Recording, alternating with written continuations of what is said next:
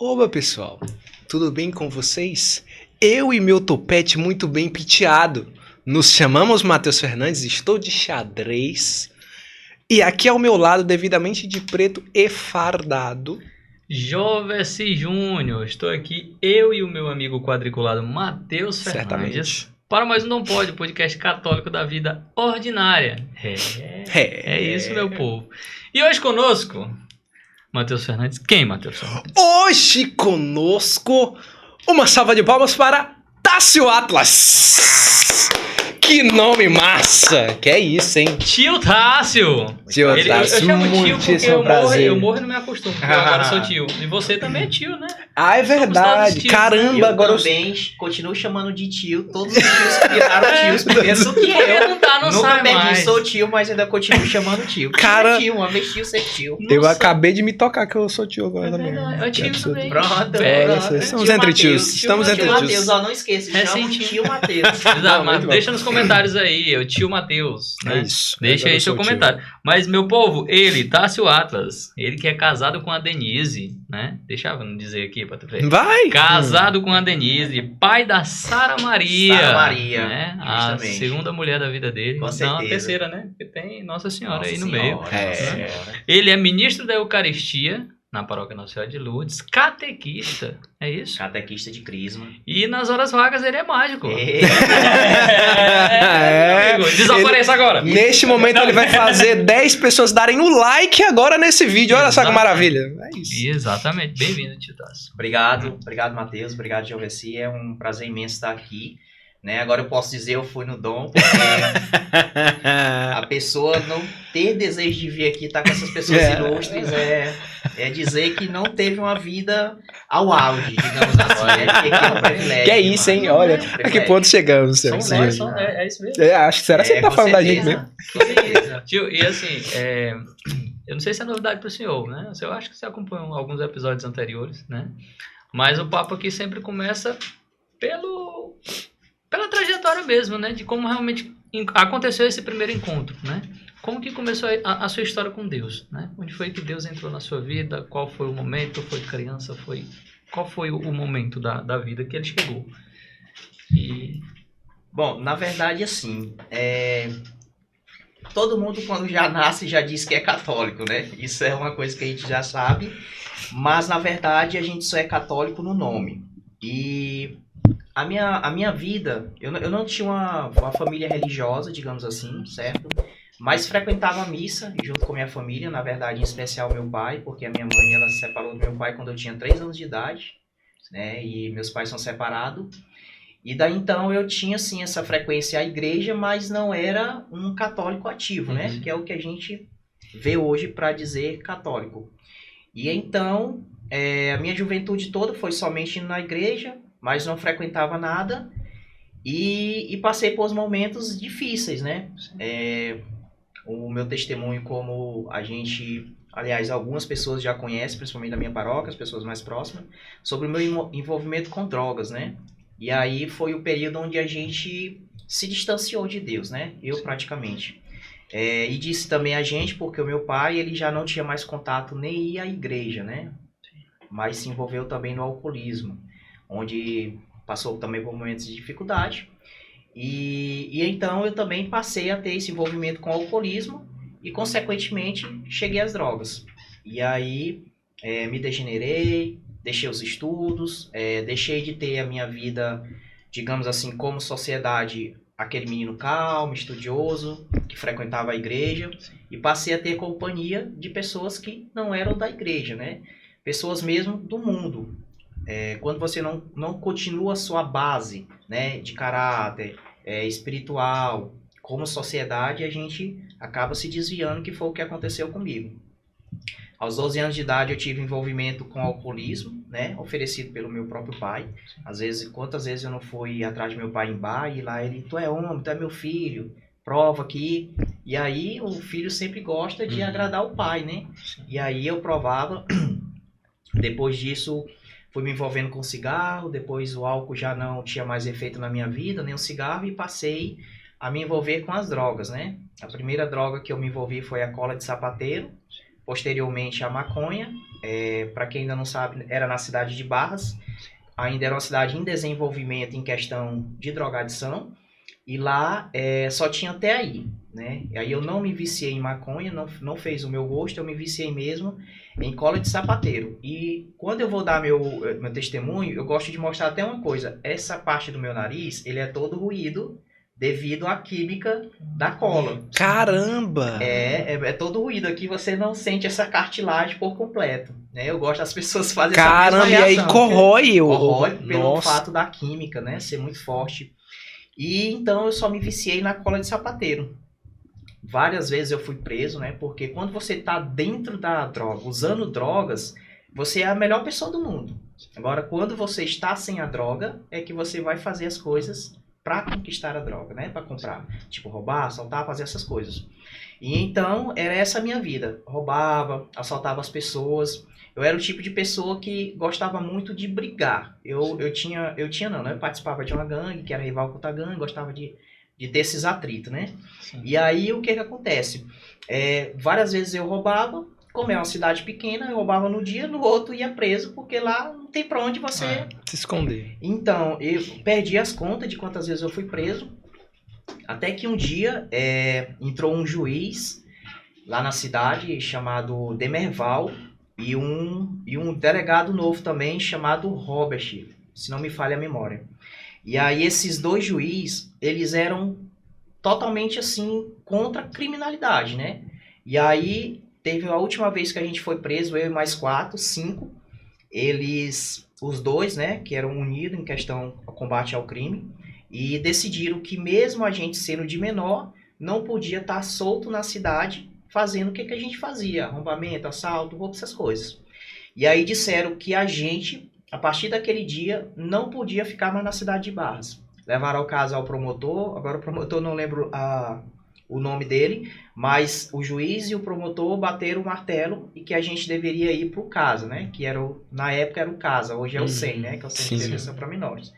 E aí, quando a gente foi, já com essa decisão, ao invés da gente ir, que é agora a hora que o Espírito Santo entrou na minha vida, por meio de um assistente social chamado Socorrinha Silva, que é Deus, essa mulher eu tenho certeza que ela foi... Não fez estágio não, foi direitinho. Eu quero por estágio, porque a mulher simplesmente era a mulher que tinha que entrar na minha vida, porque ela já fazia um trabalho de assistente social na cidade, né?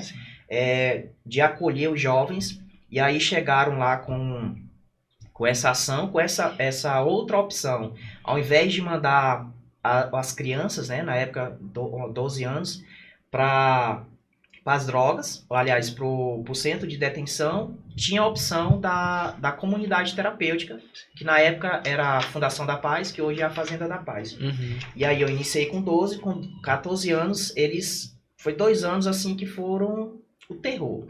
E aí pediram, né, para dar essa oportunidade para nós jovens. Eu não tinha o meu pai mais, tinha em vida, mas devido à sua debilitação pelo alcoolismo, não optou em nada, em me defender, em dizer que não queria. E aí, na verdade, eles me...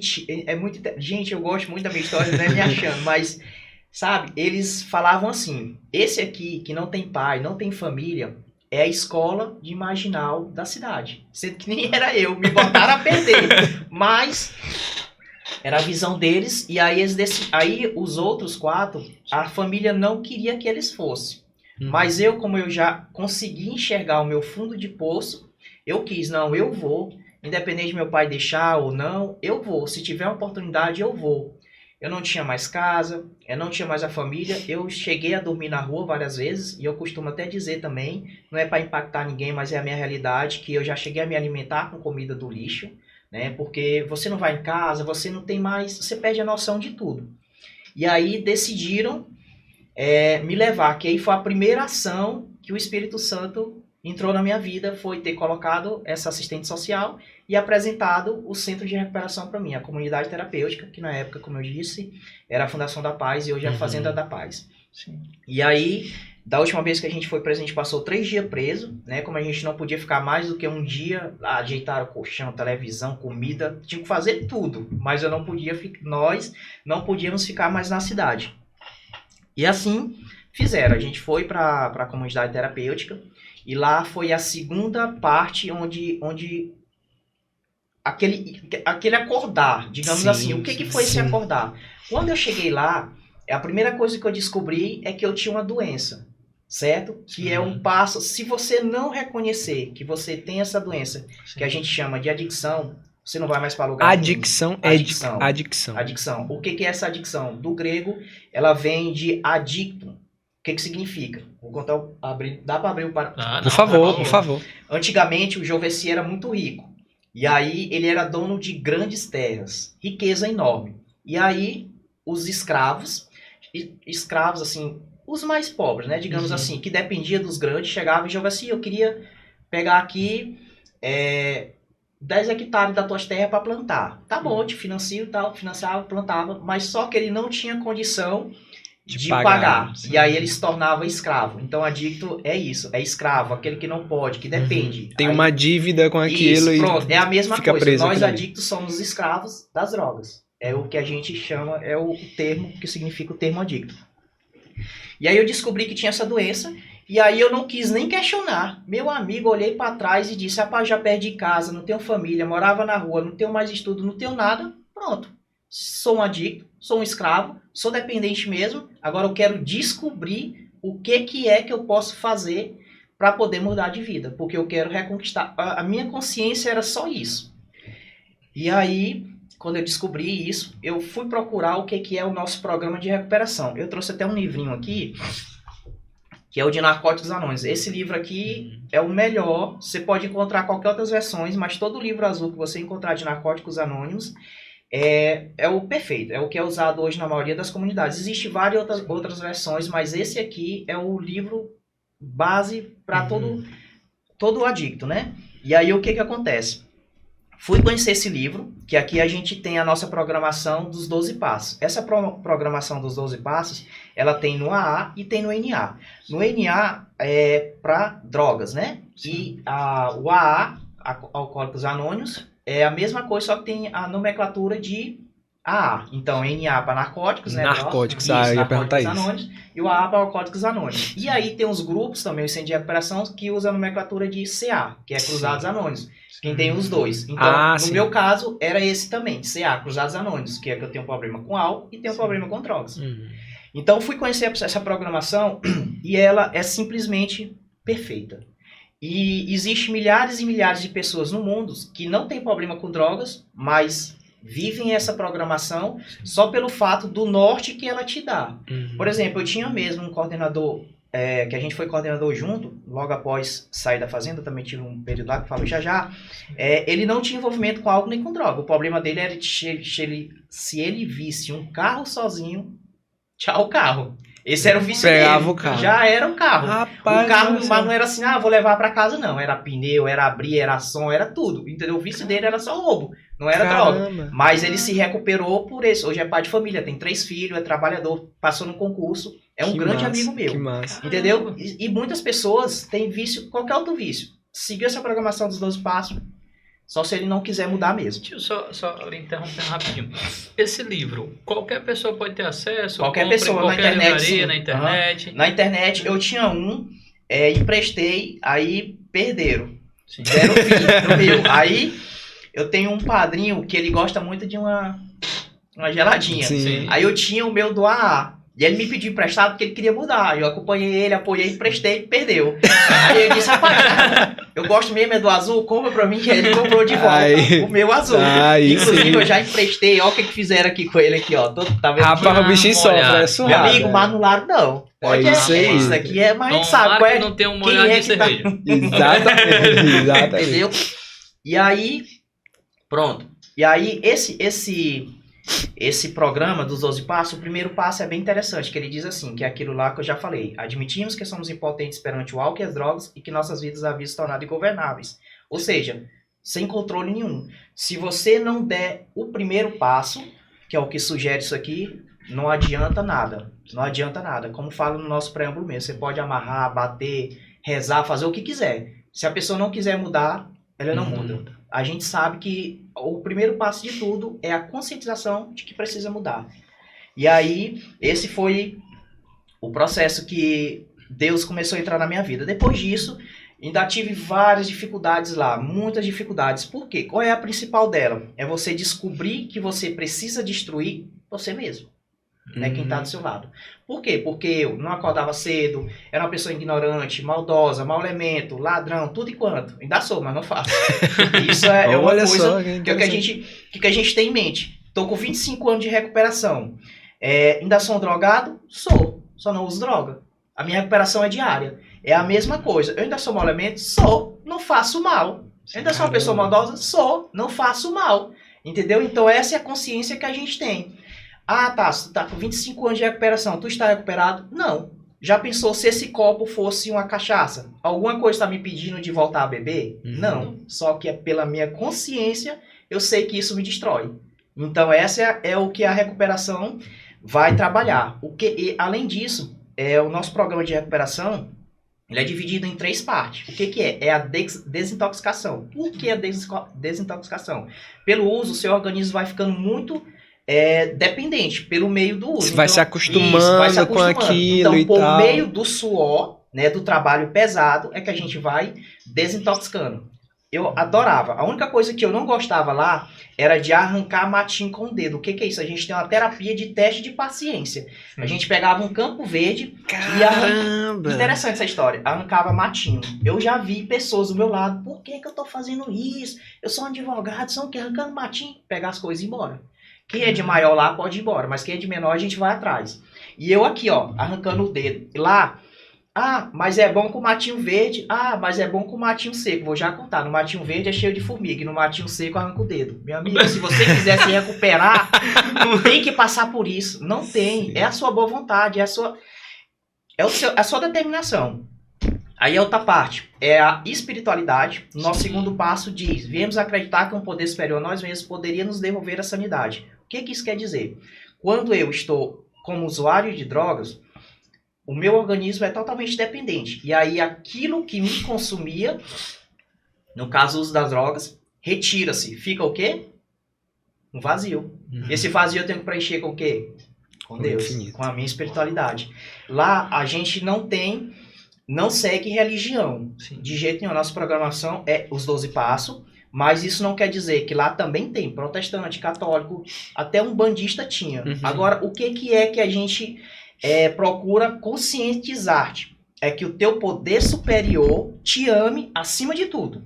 Na minha concepção, é Jesus Cristo. Sim. Porque por meio da palavra que a gente estuda, tem a palavra, tem o texto, a gente segue isso lá. Tem a palavra, tem um texto, e o que me conscientizou com isso foi por meio da palavra, né? Em conhecer a história de Jesus Cristo. Então eu disse, esse Deus é o meu. Não tem pra onde. Meu amigo, você já fez isso tudo aí? É a hora que eu vou conhecendo mais ainda. A gente tem missa, tem texto, tem culto, como eu falei, tem protestante, mas é quase 100% católico. A gente não vai dizer porque a gente não abre. Mas nós temos perfeitamente essa espiritualidade. E a outra parte é reintegração à sociedade. Na minha época, a gente podia sair de visita para a cidade novamente, com 6, com 7, com 8 anos. A gente podia ainda fazer 3 visitas de uma semana em casa. Porém, na minha época, que foram eu e mais 4, né? Daquela turminha lá do início. Os 4, 3 não voltaram. 3 não voltaram e um... quando saiu de visita, aliás, 3 fugiram e um quando saiu de visita não voltou mais, né? Porque era de maior, ele podia decidir. E eu fiquei. E o interessante é o seguinte, que eu fiquei e todo mês a assistente social ia visitar a gente, né? Todos tinham ido embora, só tinha eu. E toda vez que ela chegava lá, ela dizia assim, Tássio, ninguém acredita em ti. Por que tu não tem família? E a mesma visão que eu disse lá no início, o Tássio é escola de marginal, o pessoal dizia lá, não deixa ele voltar pra cá, porque esse menino é escola de marginal. Rapaz, é interessante, muito interessante. Vamos chegar lá. E eu, não, tudo bem. E eu sempre tive comigo o seguinte, cara, eu tenho certeza absoluta porque eu sinto, porque eu tô me transformando verdadeiramente, que eu não tô mentindo, que a minha mudança, ela é verdadeira. Então eu vou me apegar nas pessoas que acreditam em mim. Quem é a minha base? Família. E a minha mãe, né, eu reencontrei ela depois de 14 anos, quando entrei no centro de recuperação, eles entraram em contato com minha mãe e foram atrás dela para dizer que eu estava me recuperando. E aí o que acontece? esse programa, ele não é só para o usuário de droga, ele também é para a família. A gente tem um programa de apoio que é o chamado Amor Exigente. Eu não sei se vocês já ouviram falar. Amor Exigente? Isso, não ouvi falar. Ele tem um tema bem interessante que é o seguinte. Deixa eu ver se, por exemplo, Tássio Atlas, né? Tá lá no centro de recuperação. A mãe vai também se recuperar. Lá, o principal tema é: amo você, mas não aceito o que você faz. O que é isso? Ora, eu levantava e não arrumava minha cama. Eu comia, só botava o prato na... Então, eles vão aprender também a se recuperar e a ter outras atitudes diferentes que você tinha com o jovem. Por quê? Porque se meu filho tá mudando e eu não mudei, eu não vou saber lidar com ele. Então, todos lá que tem, que tá lá em recuperação, a família tem um também apoio, também está se recuperando. Olha pra você ver como é que a programação vai se completando, né? Os ciclos de recuperação. Justamente, se completando para que tenha um alinhamento. Porque aí a minha mãe não aprende comigo, não vai aprender como lidar comigo, aí de repente vai estar deixando eu fazendo as mesmas coisas. Meu filho não tá se recuperando, aí bora lavar, bora, entendeu? Para poder, como se fosse colocar no eixo. Mas como eu não tinha uma família para retornar, porque até então minha mãe ia me visitar, mas ela ainda não tinha me aceitado, né? Assim, lógico. Ela não tinha muita coisa foi vivida ali, muita né? Coisa, muita coisa. E aí, o que acontece? O programa de recuperação ele é em 9 meses, mas eu precisei passar 5 meses além do tempo. Minha história ainda nem começou ainda. E aí, por quê? Porque eu não tinha mais família, não podia voltar para a sociedade, e os familiares que eu tinha que nem sabia que eu existia. Ok, tudo bem, vamos, vida que segue, estou mudando de vida, vamos lá, eu sei que Deus tem um propósito para mim. Até que, depois de 5 meses, a Socorro Silva, né, que é assistente social, conseguiu uma casa da igreja que amparava jovens, que eram os irmãos Cristóviano, na pessoa do Francisco Carlos Sobrinho, que é meu padrinho de crisma. Até escolhi para ser meu padrinho de crisma, que é uma pessoa que contribuiu muito na minha vida. Como foi que ele contribuiu? Quando eu saí da fazenda de recuperação, pronto, passei 1 ano e 2 meses, consegui, aí eu quero colocar aqui um dado muito importante. Do meu tempo, que eu me graduei com 10 meses, não foi nem com 9. Por quê? Porque você não pode se graduar sozinho com 9 meses. Você tem que esperar o próximo. Se vier 1, vai o 2. Se vier 4, vai o 5. Entendi. Não pode sozinho. Eu tive que esperar o de trás, se graduou eu e mais 4, foram 5. Aí, desses 5, tem eu de pé, 3 morreu e tem um que é soldado. Caramba. Um morreu de AIDS, outro morreu em assalto, outro foi roubar e morreu eletrocutado, e só tem um que agora intimou um soldado. A gente só sabe desses 2, eu imagino. Caramba. E desse intervalo de 10 meses, foram muito mais de 500 que passaram. Muito mais de 500 jovens lá, jovem, adulto, que tinha criança lá com 12 anos que já tinha matado gente. Nossa. Você vê o tanto que a recuperação é difícil. Sim. Muitos passam por lá, mas poucos conseguem. Por quê? Porque eles não conseguem acordar sobre, primeiramente, a doença. Sim. E admitir que precisa de ajuda. E é muito difícil você admitir que precisa de ajuda. Eu imagino. Então, passou-se os 10 meses, me graduei, depois passei 1 ano e 2 meses, né, mais 5 meses além do tempo, e consegui essa casa, eu voltei para Barras. Quando eu voltei para Barras, só o que eu via é máscara. Ah, isso daí é aquele lá que tá só dando tempo, a escola de marginal. E eu lá, ganhei um programa na igreja. Esse retorno, né? Porque você volta, aí você já volta a morar com a sua mãe? Ou... no caso da família sim, porque lembra que eu falei que a família passa por uma recuperação, sim. Porém a minha mãe Terezinha e a minha cidade era Barras, meu pai ainda era vivo. Entendi. Que eu não podia morar com meu pai, porque ele não tinha mais controle sobre mim. O alcoolismo já tinha tomado de conta dele, não tinha. Foi decretado que eu não podia. Mas fui morar com o pessoal da igreja, o qual de lá mesmo eu fazia acompanhamento com meu pai, né? Dava assistência. Mas morar com ele eu não podia. E aí voltei a estudar, terminei meus estudos até o médio. E voltei, ainda fiquei um ano e meio em Barras. Só que todo ano, sempre no final de ano, eu voltava na fazenda para visitar, me alimentar, né, com a programação, a espiritualidade, e lá ele me chamou para dar uma ajuda, né, com o processo de recuperação dos outros. Sim. E nesse processo, eu ainda fiquei 6 meses lá ajudando como coordenador, só quem pode trabalhar lá é quem já passou por lá e está em pé, né?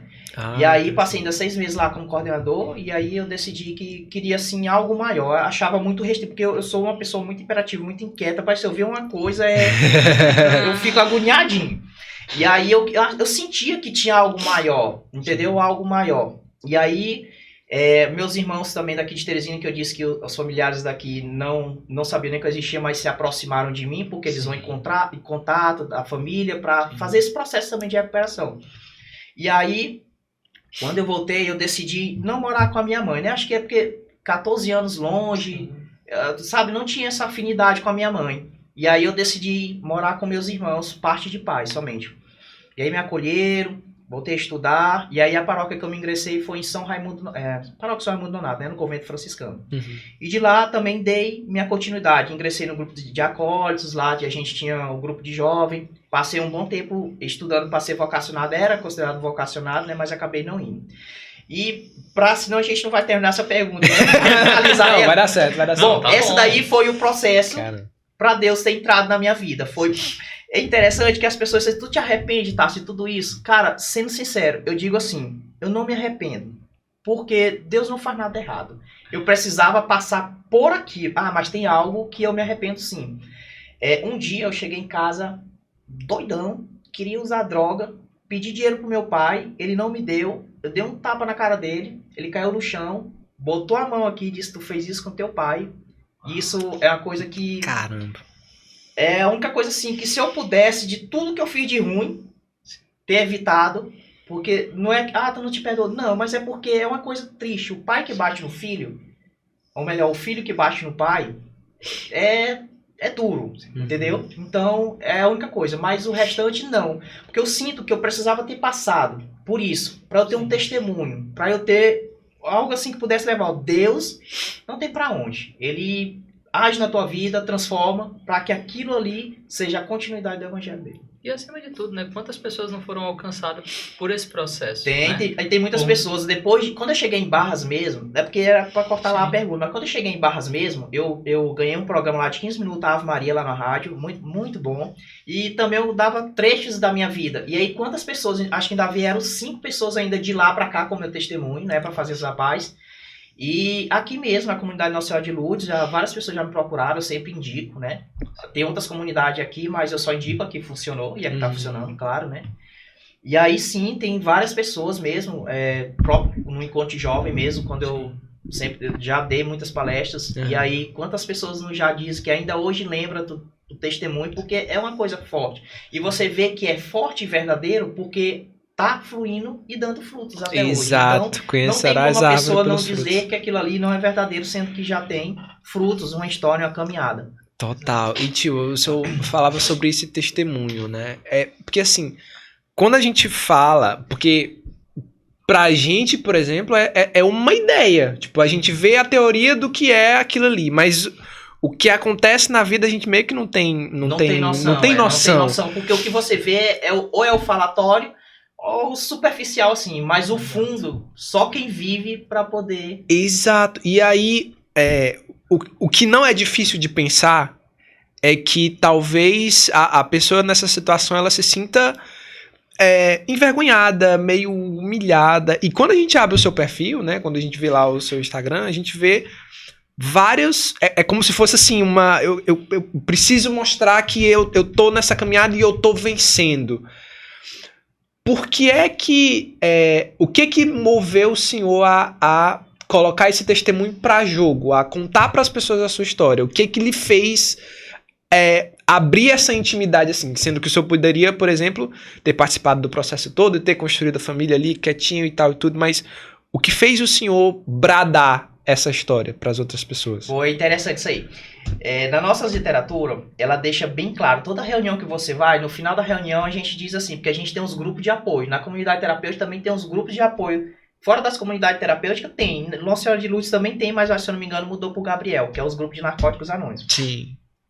Todo final de reunião, ele diz assim, ó, lembrando que o anonimato é o alicerce espiritual de todas as nossas tradições. Portanto, devemos manter princípio acima de personalidades e o que foi dito aqui que permaneça aqui. Isso aqui, você nunca vai ver assim, que nem você disse que viu no meu perfil. Sim. Eu tô em recuperação, eu sou usuário de droga. Não vai ver. Por quê? Porque eles prezam muito o anonimato. Sim. Cara, mas por quê? Eu vou até explicar aqui. Por exemplo, o Joveci já matou 5. Aí ele chega no lugar ali onde tem uma gangue rival, por exemplo. Eu já matei 5, mas mudei de vida. Tá vendo como é que ele tá se expondo? Sim. Tá vendo como é que é? Por exemplo, o nosso 8º passo, o que ele diz? Ele diz assim, ó, fizemos reparações diretas dos danos, fizemos a relação de todas as pessoas que tínhamos prejudicado e nos dispusemos a reparar os danos a elas causados, salvo quando fazer os significados prejudicadas ou a outra. O que isso quer dizer? Eu tenho que fazer uma relação de todas as pessoas que eu prejudiquei, certo? Porque uma hora eu tenho que fazer uma reparação, que é o que... Isso um exercício lá É o nosso 8º passo. No 9º ele já diz assim, ó, fizemos reparação direta dos danos causados a tais pessoas sempre que possível. Aí continua, salvo quando fazer os significados prejudicados ou a outra. Por exemplo, eu não posso chegar bem aqui e roubar o Joveci, não, roubar o Matheus para fazer reparação do Joveci. Eu não posso. Entendi. Mas o que eu posso? Eu posso orar por ela, entendeu? É uma forma de... porque eu não posso chegar, ei, eu roubei o Matheus, vou te... Não, eu não posso fazer isso. Então, o que me levou, de fato, a quebrar esse anonimato? Cara, eu sempre tive comigo que as coisas de Deus, independente do que seja, precisa ser exposta. Precisa ser exposta, não tem isso. Eu tenho certeza que se eu fosse na situação de, no caso, que tivesse matado 1 ou 2 e não pudesse me expor, eu iria achar um jeito de levar a recuperação para frente. O que diz o nosso 12º passo? Tendo experimentado um despertar espiritual, graças a esse passo, procuramos transmitir essa mensagem aos alcoólatras e toxicômanos e praticar esse princípio em todas as nossas atividades. Essa minha disposição de levar não é à toa. É o 12º passo, entendeu? Mas antes mesmo de conhecer essa programação a fundo, eu já senti esse desejo. Por quê? Porque não era só eu e os outros 4 que tinham problema com droga lá na minha cidade. Não era só eu. Então, se chegou a mim, por que não fazer de tudo para levar para os outros? Então, essa é a minha consciência que eu tenho. A minha recuperação, independente desse passo, que é o que me orienta a levar a mensagem para os outros, eu tenho que levar a mensagem para os outros. Por quê? Por que eu vou querer só ficar para mim? Quantas vezes eu não já dei testemunho numa faculdade, numa escola, numa igreja, e chegou alguém, ei, me dá o contato lá daquele de recuperação. Caramba, isso deve ser incrível. Mas é para uma pessoa que eu conheço. Cara, qual é o custo? Qual é o custo? Nenhum. E eu vou e dou. Por quê? Porque se alguém está precisando, precisamos ajudar. Sim. Então essa era a minha consciência. É a minha consciência disso. Por isso que eu não tenho vergonha de alguém chegar e dizer assim, rapaz, já foi pra você de droga. Não, cara. Meu amigo, se você quiser minha amizade, ok. Vai ter os que querem. E é isso que eu tenho que me apoiar. É em quem precisa. Quem não quer me apoiar ou quem não quer me amizade, ok, tudo bem. Mas eu não posso me esconder com um testemunho desse. Sim. Cara, quantas pessoas já se aproximaram pedindo... pais ali mesmo na catequese, quantas pessoas não já chegaram com um problema com o jovem, aí a pessoa, se eu tivesse escondido na... Entendeu? Então esse é o meu desejo, de levar, se chegou a mim, precisa chegar a outro. Esse é o meu pensamento. Muito bom. E aí, falando disso, né, do expor, mas das coisas também que vão lhe fortalecendo, né? Porque querendo ou não, isso de levar o outro vai alimentando também a sua permanência nesse estado de paz, né? Isso, de bem que você vive. Muito bem. Nas nossas reuniões, a gente tem outra consciência também. Que o que eu sei de recuperação, de espiritualidade, não serve para mim. De jeito nenhum. Serve para vocês. E o que vocês têm de bom serve para mim. Lá, as nossas reuniões é isso. Reunião de recuperação e sentimento. É uma troca de experiência. A experiência dele já vai servir para mim. Como é que ele está fazendo para poder se manter limpo no dia? Ele já vai observar como é que eu estou fazendo para me manter limpo no dia. Entendeu? Então, essa troca de experiência é o que você acabou de falar. O que eu exponho e o que eu ouço, eu também aprendo. Uau. E aí, não pode deixar de falar também, né? O senhor trouxe aqui uns... Como é que é o nomezinho? Tá? É as fichas de AA. As fichas de AA. Né? Uhum. E aí, meu povo, não sei se vocês vão... Cadê, produção? Coloca aí na central aí. Ó. Tá aqui não tá jogando poker não, viu? Aqui são umas fichas que representam muita coisa, cara. Muita coisa na vida, principalmente do tio, né? Explica aí pro povo de casa o que elas querem dizer. Essas fichazinhas, aqui tem a minha de entrada. Pode certo? colocar aqui na câmera dele. Aqui, a minha de entrada. Pronto, essa é a minha ficha de entrada. Quando você entra... essas fichas são dos Alcoólicos Anônimos, porque o meu problema não é só com drogas, é com alcoolismo também. Sim. Certo? Então, quando você entra num grupo de AA, porque lá na minha cidade não tinha NA. Então, como a programação de Alcoólicos Anônimos é a mesma de Narcóticos Anônimos, os 12 passos é o mesmo, então eu entrei no grupo de AA para poder me fortalecer. E aqui é a minha de entrada. Quando você entra, você recebe essa ficha.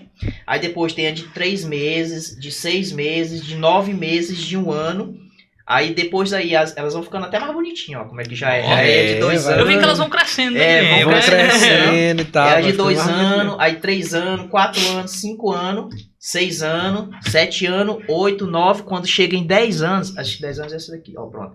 Aí vai ter que... Rapaz, 10 anos, aí ele vai pulando pra 5. Aí 10, 15, 20. E essa daqui foi a minha recentemente. No dia 11 de maio de 2023, eu fiz 25 anos de recuperação. E aí, como é de 5 em 5, agora eu só vou poder adquirir a minha de 30 anos. Fé em Deus, eu vou chegar lá com 30 anos. E aí eu costumo sempre dizer, né, que a minha de entrada ou de 25 anos, para as outras pessoas pode não ter valor, porque ela não entende o que eu passei, o que eu passo para poder ter isso aqui, né? Mas é uma luta diária, gente, porque a recuperação, ela não é fácil. Você tem que acordar, orar, pedir a Deus, ser forte diante das dificuldades, a mudança diária. Então, a gente sempre fala que a recuperação ela é diária. Hoje eu estou limpo, graças ao meu poder superior, que na minha concepção é Jesus Cristo, né, uma comunidade terapêutica, graças a essa minha boa vontade também, ao que eu vivo sobre o caminho de Jesus Cristo, que me dá força para manter. Então, isso para mim é uma conquista grande. Nossa. E outra coisa que eu não falei é sobre o certificado, que quando você termina o tratamento, você recebe um certificado. No certificado diz o seguinte: a Fundação da Paz certifica que o senhor Tássio Atlas Silva de Carvalho completou o programa de 9 meses, estando apto ao convívio da sociedade e comprometendo-se a prosseguir na sobriedade. Caramba, lá tem, que legal. 21 de março de 1999, foi quando eu recebi meu certificado. Então, eu fiz um compromisso comigo mesmo em manter-me limpo. E só por hoje eu estou limpo há 25 anos. Que massa, Caramba, que massa. Uma das coisas que eu acho que fortalece também, e ele mantém, né? Que eu vejo que de todas as pessoas que a gente acompanha ali na Paróquia de Lourdes mesmo, uma pessoa que é figurinha carimbada é o senhor, né? Sempre vejo ali. Tá servindo como ministro, tá servindo seja no encontro, seja no... Tudo que a paróquia inventa, tu tá ali, né? Se tu passar na igreja um dia, tipo, tá lá. É interessante que eu gosto de dizer assim, eu costumo sempre dizer que os jovens são muito apegados por mim. Por quê? Porque você nunca vai ver o jovem com a ideia, por que eles são apegados? Porque você nunca vai ver eu dizer assim, paz, você não vai dar certo, não. Vai não. Aí, bora fazer um retiro de carnaval. Eu chamo de meu amigo, vai. Vai dar certo. Ô, gente. Inclusive, pra você ver como é que é as coisas, ó. A vida, ela é cheia de surpresa mesmo. Eu já passei por um problema na vida, que eu tava com ele mais ou menos uns 3 meses. E aí, eu virei um livrozinho e lá tinha assim, ó. É interessante. Gravem aí, ó. Aqui, né? Okay. Gravem aí pra vocês verem isso aqui, ó. Já tava desesperado, que eu não sou de me desesperar, meu amigo, pra mim tudo tem solução. Aí lá tava, quando eu virei esse papelzinho, lá tinha assim, ó: não durma achando que você não consegue fazer o impossível, pois você pode acordar com o barulho de alguém fazendo o seu impossível. Caraca, bicho, já pensou você ter esse pensamento? Não, é impossível só se eu não for fazer. Porque se eu for fazer, vai acontecer. É possível, justamente. Então essa é a minha maior frase motivadora. É essa daí. Porque eu tenho certeza que todo e qualquer problema tem solução. Só não pra morte, né? Mas qualquer outro, se você for atrás, se você batalhar, se você lutar, com certeza é possível se realizar. E aí é isso que eu tenho em mente. Muito e aí, bom. Esse desejo, né? Do servir mesmo, né? De estar bem ativo hoje na catequese, como ministro, como próprio a mágica, né? Que o seu exército também não deixa de ser um servir ao outro, né? Esse desejo, né? Ele surgiu de onde? Né? Qual foi o momento que o senhor, rapaz, vou servir com tudo que tenho? É interessante. Essa pergunta eu acho que foi de todas as que eu mais esperei. Por quê? Eu sou consagrado a Nossa Senhora, né? Agora, no dia 27 de agosto, faço 10 anos, tenho 9 anos de consagrado. E é interessante, lá no meu retiro de carnaval, na comunidade, para receber a consagração, sim, lá a gente fez o estudo dos 2 últimos capítulos. Se não me falha a memória, foi no 7º capítulo. Né? Que quando eu comecei o show de mágica, quando eu comecei a mágica, é muito interessante. Era para os jovens, sim, certo? Mas era pra brincadeira. Até que um dia eu disse assim, rapaz, eu acho que eu vou começar a comprar mágica e fazer show aí, pra ganhar dinheiro aí, pra Deus e o mundo. Fazer um bico aí, né? Vou fazer... Não, esse era o meu pensamento. Mas ganhar show já, dinheiro... Ei, mas ganhar dinheiro não era como bico, não. Era uma profissão mágico. Aí sim. E aí, é interessante. Mas só que, sim, tem várias mágicas. Eu tenho mágica que se hoje disser assim, tá, se for um show aqui, ali eu tô ali 4 shows ou 5, eu tenho mágica suficiente. Mas vou já dizer como foi que eu cheguei com esse tanto de mágica. E aí, o meu pensamento era fazer show aí e ganhar dinheiro. Só que com esse meu pensamento, eu não consegui nenhum show de mágica. Nenhum. Meu amigo, nem as pessoas que eu comprava mágica pra mostrar se interessavam mais pelas minhas mágicas, né?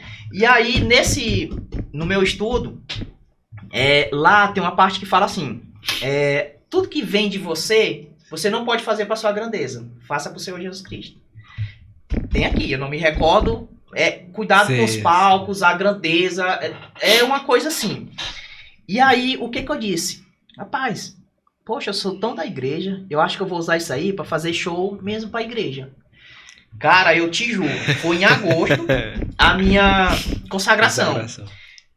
Rapaz, as coisas de Deus é inexplicável. Porque no final do ano, os escoteiros lá da nossa paróquia pediram pra mim fazer uma apresentação lá pra eles lá, que era a confraternização deles. Sim. Aí eu levei uma mágica de 10 minutos, apareceu 2 mães. Ei, quanto é teu contrato? Caramba, olha só. Aí eu disse, não, eu não faço contrato não. Mas vamos medir quanto é que você quer. Só que eu recusei, porque eu disse que não queria mais fazer. Meu amigo, mas o que apareceu de contrato, eu juro pra você, não é porque eu tô aqui na frente que eu recusava assim de um jeito que eu me espantei. Meu Deus, que tanto contrato é esse? Isso eu decidi que não queria fazer.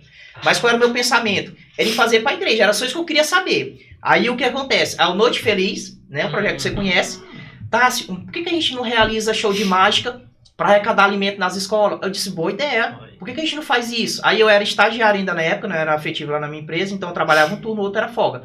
Aí a gente saía tudo quanto era escola vizinha, Procampo, Sinopes, Colégio das Irmãs, Colégio Público, e tudo para arrecadar. O que a gente fazia? A gente chegava lá apresentando o projeto e dava 2 opções, para não dizer que a gente era merreca, né? O que acontece? Tem o valor X, mas a gente nunca cobrava. Ou tem a opção de você, ao invés de pagar a gente, pedir para quem for assistir o show, levar 1 quilo de alimento. Meu amigo, Noite Feliz a gente arrecadava com 1/2 tonelada de alimento. Caramba! Isso é sério. Um show com tanta escola, chegava no Sinop para 300 quilos, chegava no Procampo para 200, era rapidinho assim, entendeu? E aí, eu comecei a usar shows de mágica pra fazer. Aí, todo mundo começou a gostar, todo mundo começou a ver. Não, realmente tá famoso. Aí, quando era no final do ano, o pessoal do Dias, tá, bora fazer show pra paróquia. Eu disse, bora, a gente organizava e no final do ano a gente fazia um show grande, que foi onde eu fiz no Tom 4 Neto.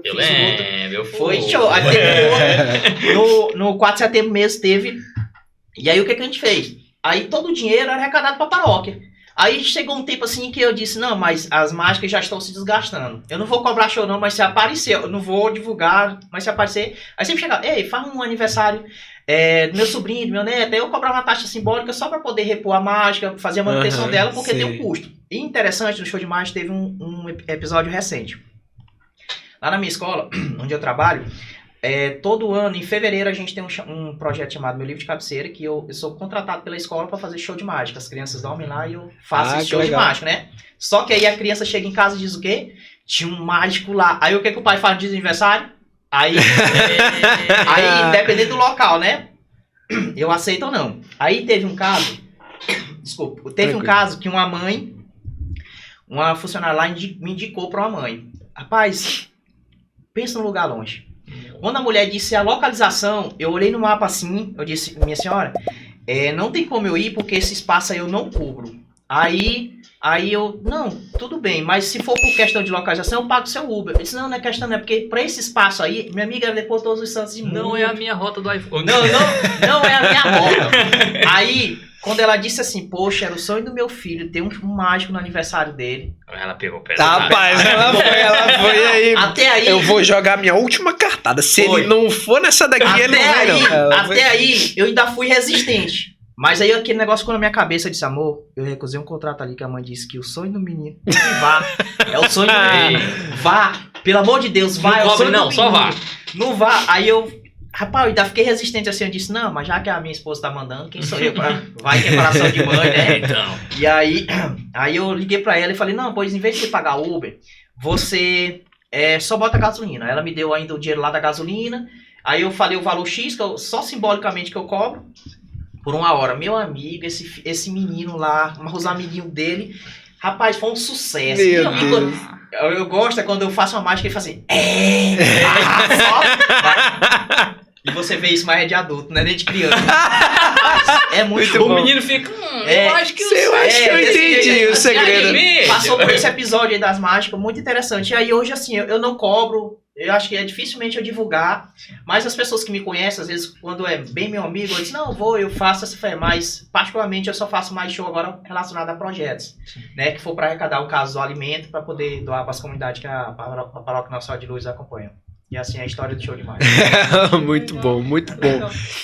Mas era o desejo de servir. Não era nem eu queria nem saber da mágica, não. A mágica foi curioso, né? Era o desejo de servir. Isso, né? Ah, e outro detalhe, já que a gente tá falando de consagração, às vezes quando eu falo que sou consagrado, algumas pessoas já perguntaram por que eu não uso a minha cadeia, né? Tá até aqui, a cor mais linda do mundo, ó, tem a imagem aqui do Papa Francisco, ou Papa Francisco não, que é João Paulo, aliás, já é Francisco mesmo, Nossa Senhora das Graças e Divina Misericórdia. Por que eu não uso a minha cadeia, né? Porque assim, aí tu vai dizer, pai, tu gosta tanto de expor, cara, mas isso aqui, eu não consigo... Eu falo pra todo mundo que sou consagrado, eu gosto de dizer, mas eu não consigo andar com isso exposto. Porque eu sinto no meu desejo que pra mim, para as pessoas sentirem e verem que eu sou consagrado, eu tenho que usar minha cadeia no coração. Nada contra, pelo amor de Deus. Que eu acho bonito aqueles irmãos com cadeadozão. Que mal, eu juro, eu fico olhando e disse, rapaz, muito lindo. Mas eu não sei o que é. Eu usei por muito tempo, mas... A consagração entrou assim de um jeito na minha vida que pra mim, quanto mais eu puder me recolher, mas eu digo pra todo mundo que sou consagrado, sabe? Eu não consigo, não dá pra explicar direito. Exato. Eu quero que as pessoas reconheçam que eu sou contra. Não é o meu desejo que eu faça isso pra que as pessoas reconheçam, mas eu prefiro que me reconheçam pelas minhas atitudes, entendeu? Não, nada contra quem usa cadeia, que eu acho que é bonito, tem cada cadeia linda, como eu falei, cada cadeia eu acho lindo. Quando eu vejo um irmão usando. Mas eu sinto isso, que a minha cadeia deve ser com as atitudes no coração. Aí por isso que eu não uso. Mas a minha cadeiazinha aqui é linda, ó, linda pra vocês verem. Esse negócio... O coraçãozinho tá todo acorrentado. Tá todo acorrentado. Então eu acho que isso aí é o que vale na consagração. O meu caso é parecido, mas é o inverso. Porque, tipo assim, pra mim, e aí o porquê que eu uso a cadeia exposta, né? Eu acho muito massa, porque lá no tratado dele prevê, né? Que você pode usar, como não usar e tal. O importante é você viver o batismo da forma, né? E na minha cabeça, a minha escolha por usar e expor a cadeia era que se um dia eu esquecesse ou não me portasse como um consagrado, eu queria que as pessoas me cobrassem disso, né? E tipo assim, as pessoas, caramba, tu é um consagrado e age dessa forma. Então, pra mim, o uso da cadeia, ele tem esse sentido pra mim, de se por um acaso... Exato, se por um acaso eu me esquecer ou eu tentar de alguma forma... me sabotar nesse sentido, eu vou contar com algum irmão e espero, né, que tipo assim, olha... Algum sinal visível, tipo, ó, cara, tu não tá agindo como consagrado, tu é consagrado, tipo... Ou mesmo que não me conheça, é um consagrado, age desse jeito e tal. E aquilo em mim, imediatamente, né, me provocar caramba, eu vacilei aqui, eu preciso corrigir a rota, né.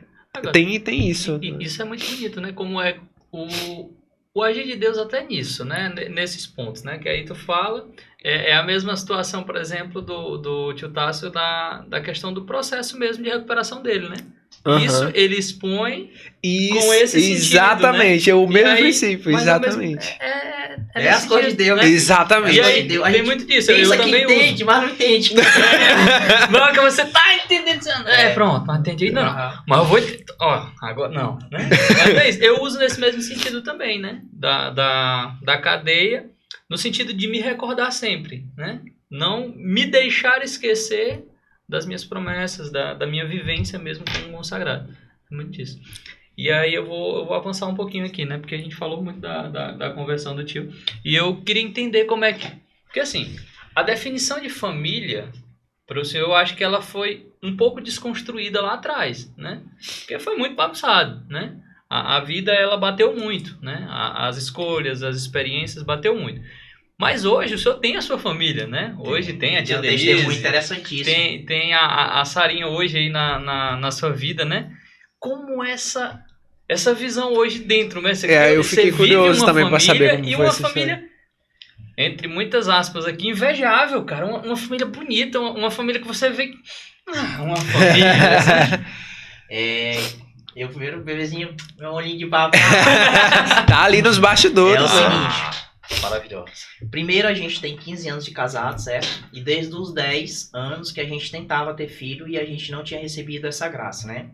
E é uma dor no coração, era uma dor no coração. Todo mês, quando chegava o período da menstruação da minha esposa, que eu via ela nos cantos chorando, né? Se questionando.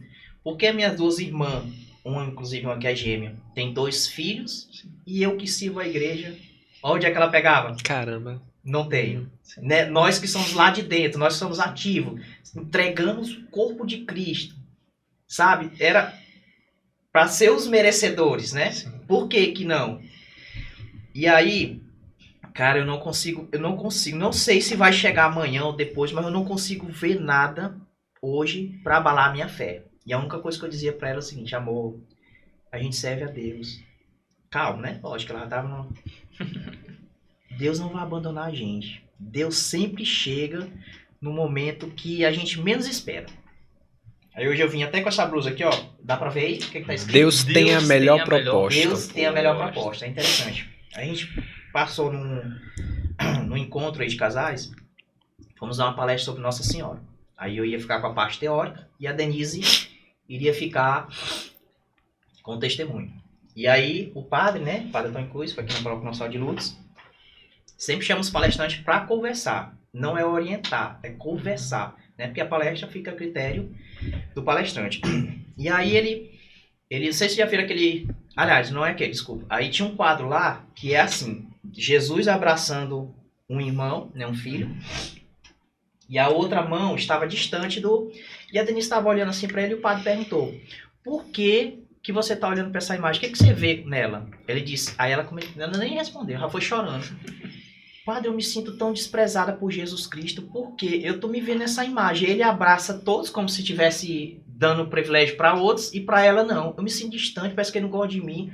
Tanto que eu peço, há 4 anos que eu peço a graça de ter a gravidez, e a gente ainda não recebeu. Aí ele abriu a leitura, aí foi ler a passagem lá em Gênesis de Abraão, da Sara, né? Uhum. Em que ele foi, Deus passou, ela tinha se escondido, mas que do ano seguinte ela chegaria a engravidar. Essa parte é muito interessante. E aí Deus diz o seguinte: ó, as suas dores, seja ela qual for, não tenha vergonha não. Brigue com Nossa Senhora, filho. Brigue com ela é mãe. Ela vai lhe entender. Mãe não entende o filho? Então brigue. Lasque-o a brigar. Brigue mesmo com ela. Foi assim que ele falou, brigue mesmo. E a Denise deve ter brigado, né? E aí, na hora da palestra, a gente foi lá, dei a parte teórica, 45 minutos de teoria. O pessoal tá assim, ó, mais ou menos. Não é nem, porque a palestra é longa mesmo, é interessante. Quando a Denise deu 5 minutos, meu amigo foi tanto chororô, bate palma, eu ficando, meu Deus, podia ter tocado. Gente, tanta gente chorou e dizendo, não, vai ser um ano de bênção, você vai engravidar. Todo mundo lá falando isso, não é pelo testemunho, né? Agora, por que o pessoal chorou? O que ela disse? Contou o testemunho das dores dela, que via as irmãs com os filhos e não conseguia engravidar.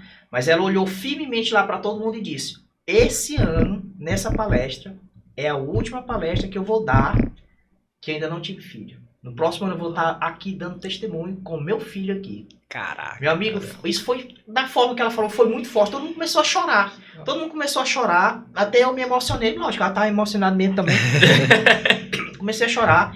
E aí todo mundo foi lá, abraçou ela, fizemos um momento de oração. A coroação de Nossa Senhora foi linda. A gente entrou lá, coroou Nossa Senhora. Ficou a mais linda do mundo. Muito forte o momento. E aí, quando foi em maio, né? Quando foi em julho... já tava com 3 meses quando ela descobriu. Aí ela descobriu que tava grávida. Cara, isso aí, bicho, nossa. Foi uma coisa assim que, sabe? Aí eu só ficava meu pensamento quando ela me contou. Eu não te disse. Eu não abandono, mas eu não falei. Mas, sim. Ela tá sabendo agora. Tá sabendo agora. Deus, por isso que eu digo, a minha fé, ela não se abala com nada. Eu tenho certeza que uma hora chega. Aí, aí o que aconteceu, né?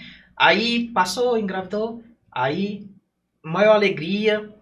E aí fomos chamados no outro ano, né, para dar o testemunho. E aí, lógico, não é isso que a gente vai se aprofundar, mas chegou lá, ela contou a mesma coisa. O testemunho dela da dor, e que aí, que nesse ano, né, que era no ano seguinte, já tá dando testemunho. Aí a gente botou lá um videozinho, que ela ainda era recém-nascida. Rapaz, aí foi que o povo chorou. Aí foi choro e abraçando ela de novo, e já vai dar certo, mas o outro não, só que deu certo, o outro ainda não. E aí, assim, hoje, o que eu vejo, né, o que eu quero construir? Meu filho, se você vê, o guarda-roupa dela é Uno, é imagem e ação. Eu sou um pai muito babão. Eu preciso ter esse momento com a minha família, né? Com a minha filha, principalmente. Amor incondicional. É uma coisa assim que... E aí, o que acontece? Desde criança, a gente já foi na barriga e vai continuar indo para a igreja. Esse é o que eu penso. E o máximo que eu puder ser carinhoso. Tanto com a minha filha, assim como eu sou com a minha esposa, eu preciso cultivar família que eu não tive. E não é porque eu não tive que eu não vou poder proporcionar isso para ela. Pelo contrário, agora é que eu quero construir, fazer com a família de Deus. Claro, exista na nossa vida. Certamente, tio. Achei... assim, você descobre que tá amando mesmo quando você escolhe dedicar sua vida por alguém, né? Dedicar a vida ali, cara, vai ser... Cadê, lindo papai? Aí ela faz assim, ó. Abre a mão assim, ó. Eu abraço ela, aí, bebê linda. Aí ela pega no teu rosto assim. Cara, nada paga, nada paga. Dor nas costas. Quem é dor nas costas? Não existe. E, assim, pra gente ir já aqui pra encerrar o nosso papo, e eu imagino que muitas pessoas querem contar uma história parecida, né? As pessoas querem, sei lá, às vezes olhar para a vida e ver uma esperança ali, né? Porque eu imagino que quem tá ainda no mundo das drogas, tá vendo a vida desmoronar ali, passar na mão dele e caramba, eu não tô conseguindo reagir, né? Olhando assim para sua vida, olhando para essas realidades que só o Senhor conhece, que tipo de mensagem pode chegar no coração desse cara, dessa mulher que até 10 segundos atrás, 10 minutos atrás, não acreditava que a vida dele poderia mudar e que ele ia ser escravo daquilo ali para sempre? O que o Senhor pode dizer para que seja assim uma pontinha de esperança para essas pessoas darem o primeiro passo, né? E começarem a trilhar essa caminhada aí que o senhor citou, e depois eu vou sublinhar isso que eu achei muito interessante. E era uma dúvida que eu tinha a respeito do exercício do capim, né? Porque eu imagino que sobretudo uma caminhada de muita paciência. Uma caminhada de... Eu não consigo mensurar, eu não consigo dimensionar, por exemplo, o que significa esse por hoje não, né? Por hoje só por hoje. Então, como é que pode começar esse entendimento de que eu não preciso pensar nos 25 anos, eu tenho que pensar nesse minuto agora. O que essa pessoa precisa para dar esse primeiro passo? É interessante essa pergunta. Porque muitas pessoas, primeiro, só pelo fato de estarem usando droga, já se esconde. Por quê? Porque é por motivo de preconceito, de rejeição. E aí isso aí causa o retraimento para não querer pedir ajuda, certo? Por exemplo, a minha pessoa, eu não precisei pedir ajuda. Eu necessitei da ajuda. E a ajuda veio por meio de outro, mesmo sem eu ter pedido ajuda, né? Mas o que eu poderia dizer hoje para alguém, para os nossos espectadores que estão vendo, que pudesse dar uma esperança? É pedir ajuda. É esse passo da ajuda por meio de um sinal, um escrito, uma mensagem, alguma coisa. Mas por que eu estou dizendo que precisa pedir ajuda? Como eu falei lá no início, se eu não quiser mudar, se eu não sentir que eu preciso dessa ajuda, a gente pode amarrar, bater, rezar, trancar, fazer o que for, mas não vai haver a mudança. Agora, se eu necessito que eu preciso de ajuda, eu vou atrás. É interessante que eu costumo também dizer isso. Pode não ser certo, mas é o que eu tenho também em pensamento. Deixar de usar droga é fácil, não é difícil. Por quê? Você se tranca num quarto e tira a droga da sua vida. Porém, os seus defeitos de caráter é que te levam a usar droga. Se eu não reconheço que eu preciso dessa mudança, principalmente da minha personalidade, eu não vou a lugar nenhum. Por quê? Antes de eu usar a droga, eu roubava, eu mentia, era um mau caráter, fazia um mal para as pessoas. A droga é só consequência das minhas atitudes. Então, primeiro eu preciso reconhecer que preciso de ajuda para que eu possa mudar. Então, o que eu posso dizer para estimular a pessoa? É reconhecer que precisa de ajuda e buscar esse pedido de ajuda. Porque se não houver esse pedido de ajuda, infelizmente não acontece a mudança. A caminhada fica mais difícil, né? Caramba, é isso. A gente tem umas perguntinhas aqui.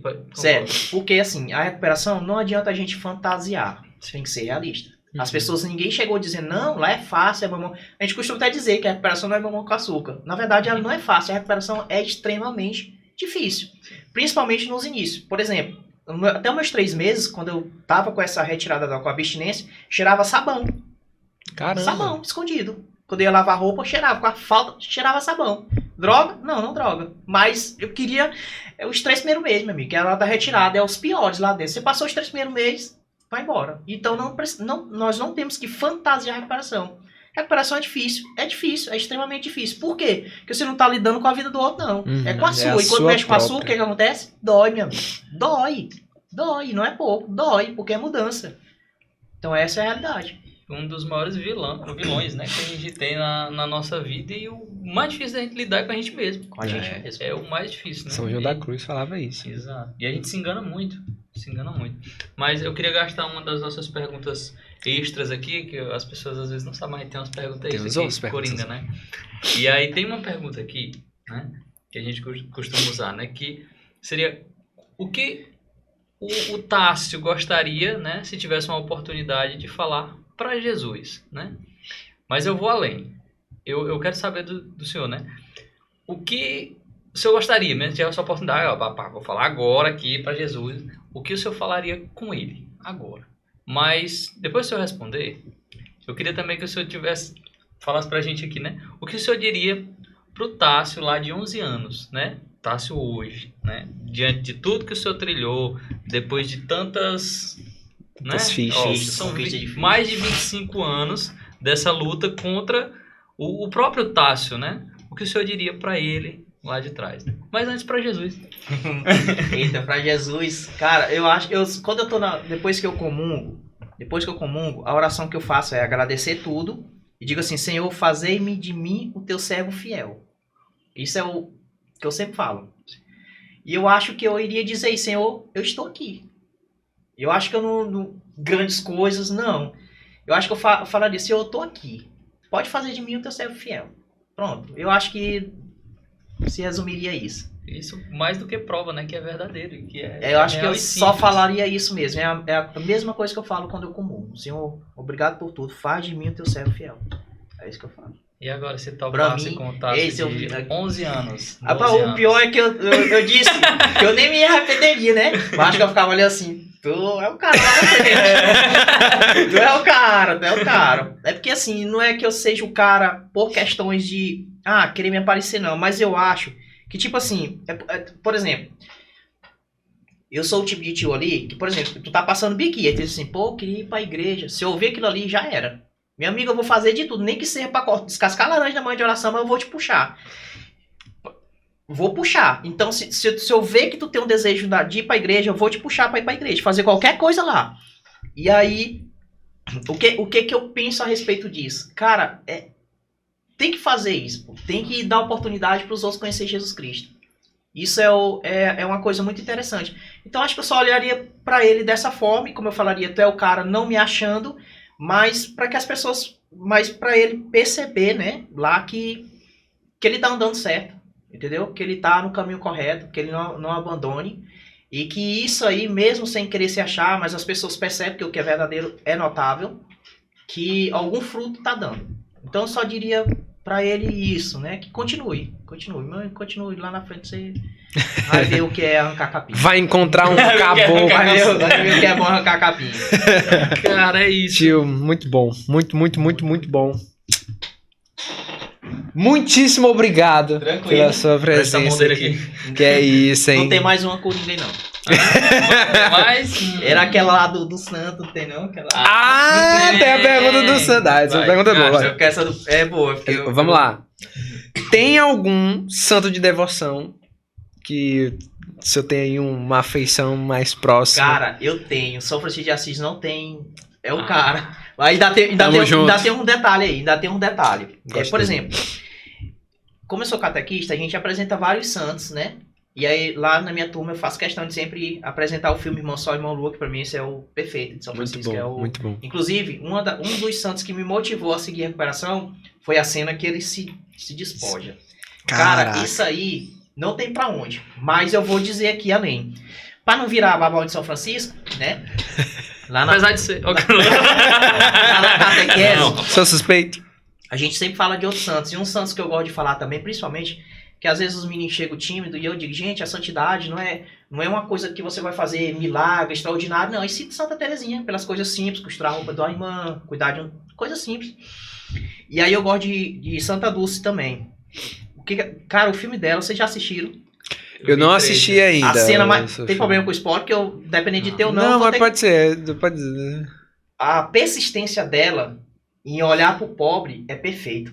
Ela chega num comerciante e diz assim, me dá esmolinha pro meu pobre. Me quebrou. Assim. Aí ela faz assim, ó, cospe na mão dela e ela diz, esse é pra mim. Agora me dá pro meu pobre. Cara, olha, ó, cara, é a persistência em olhar pro pobre. Sim. Porque senão, aí eu vou contar uma história aqui também. Aí, ó, porque senão ele ia desistir, não me deu, eu vou virar as costas. Não, eu quero pro meu pobre. Eu digo que tem uns patrocinadores... que quando a gente vai fazer show, eu recolho um monte de gente para doar. O que a gente faz com essa doação? Compra um lanche, às vezes dá alguma contribuição quando é show grande para a igreja, para as assistentes. E aí eu sempre digo que tem esses bons samaritanos, né? Que ajudam também. E aí o que acontece? Se eu tiver precisando de qualquer coisa, para mim, meu amigo, você não me vê o pedido, não. Mas quando é para as cores da igreja, você não vai ver outro cara pidão, não. Meu amigo, eu pido. Com gosto. Com gosto. Eu peço e aí já tem gente que já sabe que o que a gente faz é pra obra. Quando eu chego lá, já meter na mão do bolso. O que é que você quer? Entendeu? Por quê? Porque sabe que isso aí já tá revestido por reino de Deus. E é muito interessante isso. Entendeu? É muito interessante. Você saber que tem pessoas que podem te apoiar. Essa história do Amém. Então, assim, falando em uma pessoa que tem habilidade, né, no pedir, né? Você sabe, a gente tá com uma rifa correndo, né? Uma rifa correndo aqui, porque esse estúdio, inclusive, comente sobre o nosso estúdio novo aqui. Show, perfeito. A segunda pessoa que pisa nesse estúdio. O privilégio aqui da segunda pessoa. Tá pensando show. Show. E aí, né, participando aqui, vendo esse estúdio, você pensa que tá pago. Tá não! Então, a gente tá com a rifa rolando aí, com prêmios avaliados, somando tudo, em mais de... R$5.500. Olha só, né? Prêmio, e aí, eu queria que só pedisse aí, né, pra quem tá em casa aqui acompanhando, ó, bota na câmera do Tasso agora, aqui, ó. Essa daqui. Pronto, coloca aqui. Peça. Enquanto ele guarda aqui as fichas, que representam muito na vida dele, ele vai pedir pra você que tá em casa um ponto, né, na rifa. A pessoa pode ser o ganhador e tá enrolando, não botou ainda um ponto na rifa, pode ajudar, absurdo. Não pode a permanecer. Já pode pedir. Os cabos vão vir buscar as cores aqui, a mesa aqui, ó. Se pensar que não estão levando, já senão pode não pedir, pagar. É aqui, né? A rocha. Conhece qual aqui, hein? Não, qual é? É a 1, a 2, a 3, qual é? É a sua. É a câmera tática. Bom, gente, então, como vocês viram que o estúdio se vocês tivessem que a cor mais linda demais, gelador, o ar-condicionado trincando, painel, tudo, ó, água, copo, tudo perfeito aqui. Então, coloquem o ponto na rifa aqui os caras do Dom, porque eles precisam, né, dar continuidade à evangelização por meio desses testemunhos, das histórias. Inclusive, eu sou muito fã do Adriano. Até agora, o da Semana Santa lá do Adriano foi pra mim. Foi massa. Foi perfeito. Ó, aquele cara. Ó, chama ele aí pra um episódio individual dele aqui, só ele. Viu, Adriano? Viu? Então, coloque o ponto, porque esse programa precisa dar continuidade, precisa dar estrutura e evangelizar por meio das redes sociais é importante. Então, contribui e coloque o ponto, tá bom? Obrigado, tio Tassi, agradece demais. Aí. Muito bom. Respeito, se a gente não fechou essa rifa agora. Pronto, agora sim. Vai dar certo, pode entrar em contato, viu, que vai dar certo. Aí. Oi, meu povo, mais uma vez, tio Tassi, muito obrigado. Né? Tamo junto. eu reforço sempre que todos os episódios aqui, toda a conversa que a gente tem aqui, edifica acima de tudo, né? As pessoas que estão em casa, mas a gente mesmo, né? A gente certamente alcança a nossa vida. Inclusive teve um especial recente e a gente falava sobre isso, né? Sobre as dificuldades que a gente passa, que a gente vive mesmo no nosso dia a dia, na nossa rotina. Aqui ser o combustível, né? Para mais uma semana, né? A gente conseguir viver bem, né? As coisas de Deus. Porque o que vocês trazem pra gente, os testemunhos que vocês trazem. Certamente. Todas as pessoas que sentaram aqui, ó.